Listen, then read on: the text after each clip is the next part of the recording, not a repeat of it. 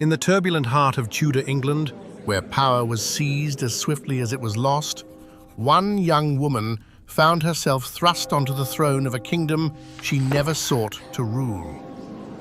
Lady Jane Grey was born in October 1537, the eldest daughter of Henry Grey, Duke of Suffolk, and Lady Frances Brandon, niece to King Henry VIII himself.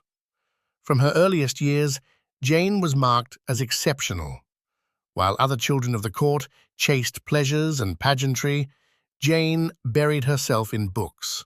She mastered Greek, Latin, French, and Italian. She debated theology with scholars twice her age. She was, by every account, one of the most learned young women in England. But brilliance, in the Tudor court, was no protection. When King Henry died in 1547, his young son, Edward VI, took the throne, a boy of 9, earnest and deeply Protestant, like Jane herself. Edward's reign was dominated by powerful men who ruled in his name. Chief among them was John Dudley, Duke of Northumberland, ambitious, calculating, and utterly ruthless. As Edward's health began to fail in the early months of 1553, Northumberland saw his opportunity. The rightful heirs, Mary and Elizabeth, daughters of Henry VIII, were both women he could not control. Mary was Catholic, Elizabeth was unpredictable, but Jane Grey was Protestant, brilliant, and could be bent to his will. Northumberland moved swiftly. He arranged the marriage of his own son, Guilford Dudley, to the 16-year-old Jane. Jane objected. She wept. She pleaded. She was overruled. In May of 1553, she became Guilford Dudley's wife, a pawn placed precisely where powerful men needed her. In June, the dying Edward was persuaded to sign a document disinheriting both his sisters and naming Jane Grey as his successor. Whether Edward truly wished this, or whether his hand was guided by Northumberland's ambition, history has never fully settled.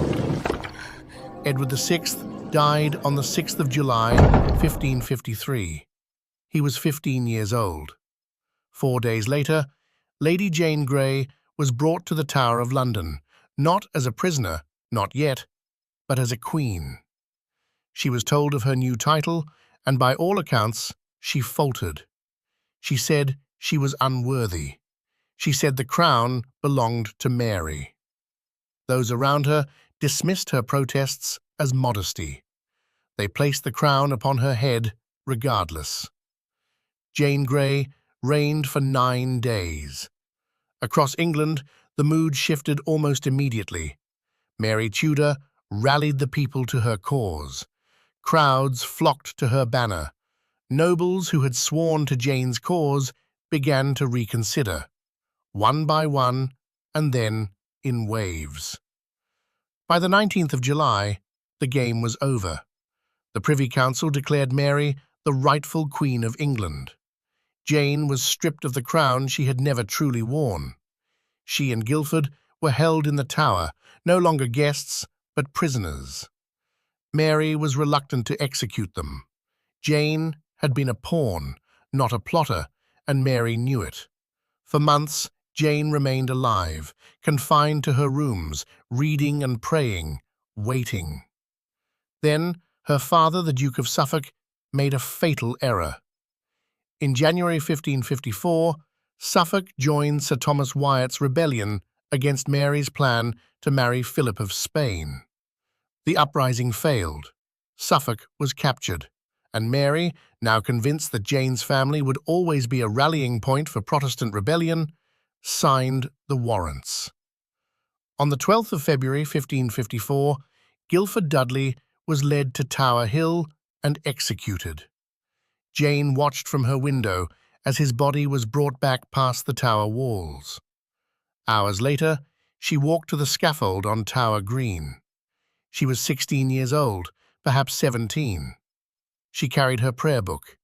She spoke calmly and clearly to the small crowd gathered in the cold morning air. She said she had not sought the crown. She forgave those who had brought her to this place. She asked for God's mercy. She tied the blindfold herself. And then it was done. Lady Jane Grey had been queen for 9 days. She had been a prisoner for 6 months, and she had been a scholar, a daughter, a wife, and a woman of extraordinary faith, all before the age of 18. History has often called her a victim of Northumberland's scheming, of her father's ambition, of the brutal politics of a court where women were instruments of power rather than holders of it. And yet, in her final hours, Jane Grey was no one's instrument. She faced her death with a composure and clarity that shamed those who had put her there. England would remember her, not as a queen. Her reign was too brief, too imposed, too quickly erased, but as something rarer.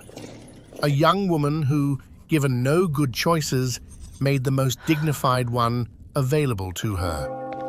The 9 days queen, gone before she had truly begun.